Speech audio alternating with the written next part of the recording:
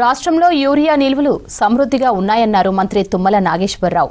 December 31 నాటికే 4,04,000 metric టన్నుల urea రైతులకు సరఫరా చేశామన్నారు.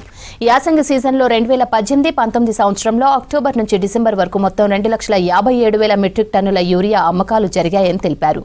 2019-20 సంవత్సరంలో అక్టోబర్ డిసెంబర్ కాలంలో మొత్తం 2,42,000 మెట్రిక్ టన్నుల యూరియా అమ్మకాలు నమోదయ్యాయని వివరించారు మంత్రి.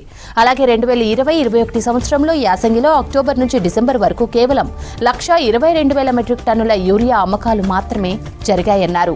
2021-22 సంవత్సరంలో యాసంగి సీజన్లో డిసెంబర్ నాటికి 1,75,000 మెట్రిక్ టన్నుల యూరియా అమ్మకాలు జరిగాయని చెప్పిన మంత్రి 2022-23 సంవత్సరంలో అక్టోబర్, నవంబర్, డిసెంబర్ నెలల్లో కలిపి మొత్తం 2,63,000 మెట్రిక్ టన్నుల యూరియా అమ్మకాలు జరిగాయన్నారు.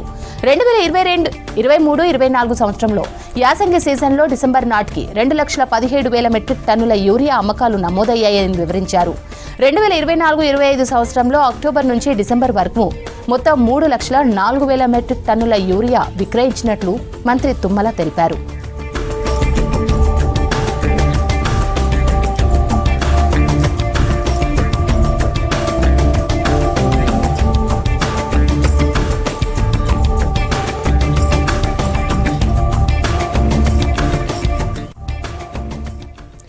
ప్రస్తుతం 2025-26 యాసంగి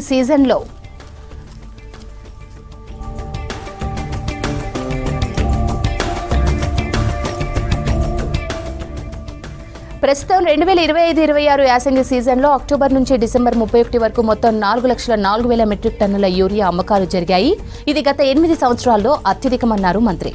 యాసంగిలో డిసెంబర్ వరకు కేంద్ర కేటాయింపులు 5,60,000 మెట్రిక్ టన్నులు కాగా ఇప్పటికీ 5,78,000 మెట్రిక్ టన్నుల యూరియాను తెప్పించుకోగలిగామన్నారు. రైతులకు అవసరమున్నంత యూరియా సరఫరా చేయడానికి ప్రభుత్వం సిద్ధంగా ఉందన్నారు. రాష్ట్రంలో ఉన్న 12,000 సెంటర్లలో ఎక్కడో 2-3 చోట్ల ఉన్న తక్కువ వరసలను చూపి రాజకీయ పబ్బం గడపాలని అనుకుంటున్నారని తెలిపారు మంత్రి తుమ్మల. ఆతృతతో రైతులు అక్కడక్కడ షాపుల ముందు నిల్చున్న సందర్భంలను చూపి యూరియా కొరత అని రాజకీయ లబ్ధి కోసం ప్రచారం చేస్తే రైతులు క్షమించరన్నారు. గత ప్రభుత్వ హయాంలో ఉన్న క్యూల సంగతి, ఆ క్యూలలో రైతులు మరణించిన సందర్భాల గురించి తాను మాట్లాడదలుచుకోలేదని చెప్పారు.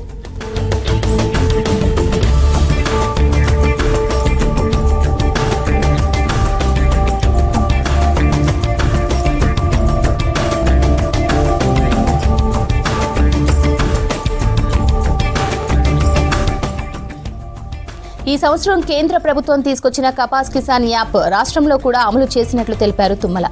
ఆ యాప్ను ఉపయోగించిన పత్తి రైతుల్లో సన్న, చిన్నకారు రైతులు ఎక్కువ ఉన్నారని, వారు కూడా యాప్ని వినియోగించి పత్తి అమ్మకాలు చేస్తున్నారని చెప్పారు. ఈ యాప్ ఆధారంగా యూరియా యాప్ను రాష్ట్రంలో 5 జిల్లాల్లో ప్రయోగాత్మకంగా చేపట్టినట్లు తెలిపారు. యాప్ మీద కూడా విపక్షాలు లేనిపోని అపోహలు, గందరగోళం సృష్టించే ప్రయత్నాలు చేయడం దురదృష్టమని అన్నారు. ఈ యాప్ను తీసుకొచ్చే ముందు రైతులందరికీ అవగాహన కల్పించినట్లు కూడా తెలిపారు మంత్రి తుమ్మల. ప్రతి రీటైల్ అవుట్లెట్ దగ్గర ఒక వాలంటీర్ను నియమించి కపాస్ కిసాన్ యాప్ ప్రయోగాత్మక దశలో ఏర్పడుతున్న సాంకేతిక సమస్యలన్నింటినీ ఒక్కొక్కటిగా పరిష్కరించామన్నారు. కౌలు రైతులకు, పట్టాలు లేని రైతులకు ఇబ్బంది కలగకుండా చూసుకున్నామన్నారు.